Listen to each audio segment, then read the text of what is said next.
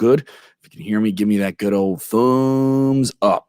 Talking about everything going on with Monday Night Raw and Friday Night SmackDown on Fox. We had night one of the draft. The moves have been made, and we want to get into them. We'll start with Monday Night Raw. We'll jump into SmackDown. Obviously, no moves here with NXT so far. We don't know exactly what's going to happen to them or why exactly they weren't involved. Or maybe they could be involved after Monday. Kind of find out there.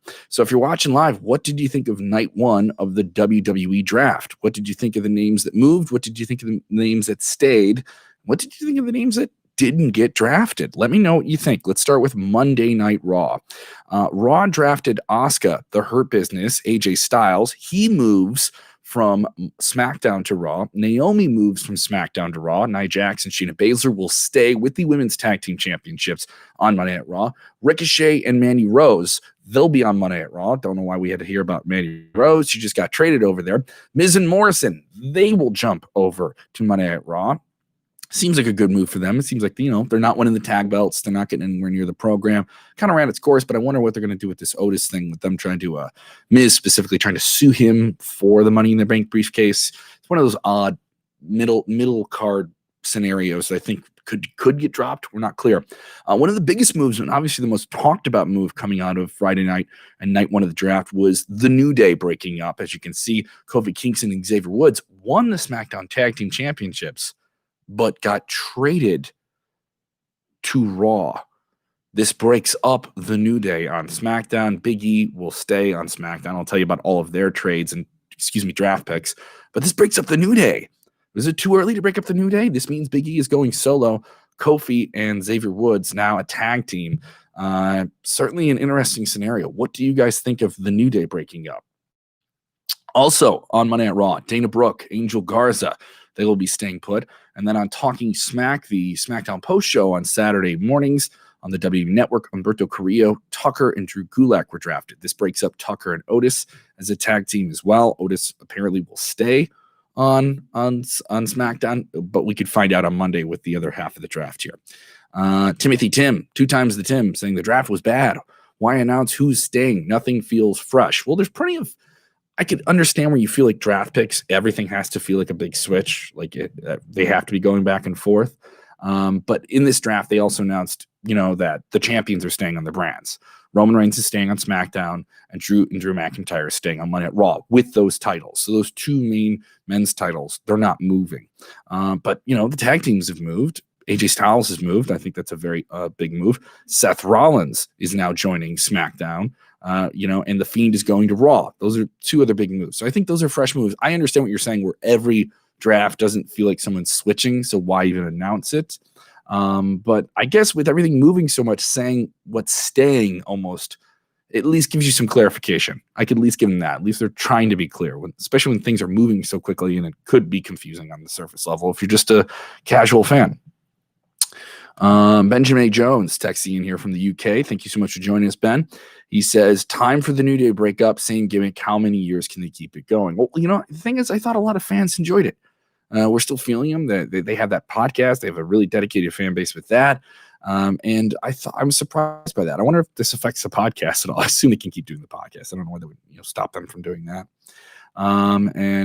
Burnett texting in saying, this is sad. Doesn't like that they broke up the New Day. Maybe they find a way to get them back together. Who knows? But, this does give some clear path here for Big E to continue that singles run that he's been on for the past, month or so, with Kofi off an injury and Xavier still healing up from his long rehab for that Achilles issue. And now he's kind of back in the fold here and continued to make content and all those different things. But, let's get in that lane. See where Big E's going to be around WrestleMania time. It could be interesting here. So let's get into what happened with SmackDown. Okay, so SmackDown will keep Roman Reigns as their champion. Seth Rollins, as I mentioned, joins them. Sasha Banks will be staying there. Big move here. Bianca Belair, who had been featured in some recent vignettes on Monday at Raw, they were just starting to reintroduce her for whatever reason she wasn't active. They brought her into Raw after WrestleMania season, so I'm kind of surprised here. But Jey Uso will stay on SmackDown. This is a big one. Dominic and Rey Mysterio will be moving to SmackDown. They follow Seth Rollins, so that storyline could and will likely continue, but now on a completely different show. Rey Mysterio obviously has had some big success on SmackDown before. part of the whole SmackDown 6 back in the early 2000s. Big E will stay on SmackDown, and of course, the New Day is broken up. Otis will stay on SmackDown, and Talking Smack had Murphy and Kalisto. So Murphy and Rollins are coming over. So almost that entire Mysterio, Murphy trying to have some romantic relationship with Rey Mysterio's daughter, and the whole Seth Rollins trying to take out Rey's eye. That whole mixture, that whole threaded web of storylines, that now moves over to Friday Night SmackDown. Kalisto staying there as well. So we also have then undrafted names here. What do you think what SmackDown got here? Do you think they got some good stuff here? This is Timothy Tim adding, he's surprised that Bray is leaving SmackDown. Yes, that is a surprising move, that The Fiend would be going to Monday Night Raw, but Raw needs something fresh and SmackDown needs something fresh. There's a lot more big changes here than I think people are seeing on the surface. I think the things are people expecting more titles to move, like a champion to flip from brand to brand. They've done that too many times, though, too. People call that redundant. Michael Off saying, I hate that they split up Heavy Machinery. A lot of tag teams. What is the point of a tag division? Well, now you have an opportunity to make new tag teams. I think some new tag teams can be made out of this. But, Shinsuke Nakamura, talking too fast, and Cesaro were a tag team, and now they just dropped those belts. I thought they were going to go somewhere with that, but they dropped them relatively quickly. He had some great matches, but it's certainly interesting. There was a lot of shakeup here on Friday night, and I wonder how much more they can make coming up here on Monday. Now, mind you, there's a different draft pool of available superstars there, and you can see that over at WrestleZone.com. We have that up as well, and we have all the updated draft picks as well. Let's get into the undrafted names. These are people that weren't selected, were available in a draft pool. Now these are free agents. They stay in WWE, obviously, but they can go where they want. Obviously, maybe this lights a fire under these characters to kind of maybe develop a storyline for themselves or get some action going. As they got undrafted. That's never a really good sign. Humberto Carrillo was undrafted. He has moved, though, as well. Elias, we haven't seen him in months. I guess that makes sense why he's undrafted. That guy was on a huge angle with John Cena at WrestleMania last year. What happened to him? I don't know if it was an injury, something. Mickie James, she was featured in some recent matches with Asuka, not successful. Selena Vega beat her clean in the middle to move on to the Clash of Champions pay-per-view. Haven't heard from her the past couple of weeks. Obviously has more championships than a lot of other people on this list, has more success, and she has tweeted out that she is not happy, did not seem happy about that. You can see that tweet. We have it up at WrestleZone as well. Grand Metalik, Lince Dorado, and Shorty G. So this could likely break up if Grand Metalik and Lince Dorado of Lucha House Party, they are kind of already on the edge of breaking up. If they wanted to go in that direction, they could now. Shorty G, Chad Gable. I don't know where you want to go. If I was him, I want to go to NXT. I wonder if any of these names can now show up in NXT. Mickie James, her first big return to WWE a few years ago was in a match with NXT. I think that would be really, really cool if they went that direction, if these superstars showed up, or maybe they join Retribution.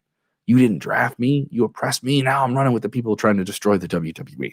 So that's where things can go. Maybe there's a possibility. Eddie Zahari saying, Elias is drafted next Monday. No free agents yet. So we'll see what happens here. Yeah, there's more draft to be happening here, guys. We're coming to you on a Sunday, and we'll see more here on October 12th. And we'll have a live post show.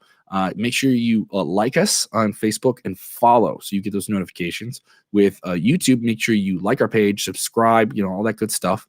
But make sure you turn that little bell on so you get notifications when we go live there as well. We'll be live after Monday Night Raw. I'll be tweeting throughout the show at WrestleZone.com. We'll have all of it. What did you think of the draft? What did you think of the moves that were made here? What do you think is a possibility? What's the hottest storyline you can see now with things moving? Some storylines apparently are going to continue on a completely different show. They just drafted a storyline to a different show. But what fresh new storylines do you see as a possibility now? A lot of it, especially in the mid-card, not so much in the top of the card, can change. So we'll see all of this come together. Thanks for watching the video. Hope you enjoyed it. And remember, when watching wrestling,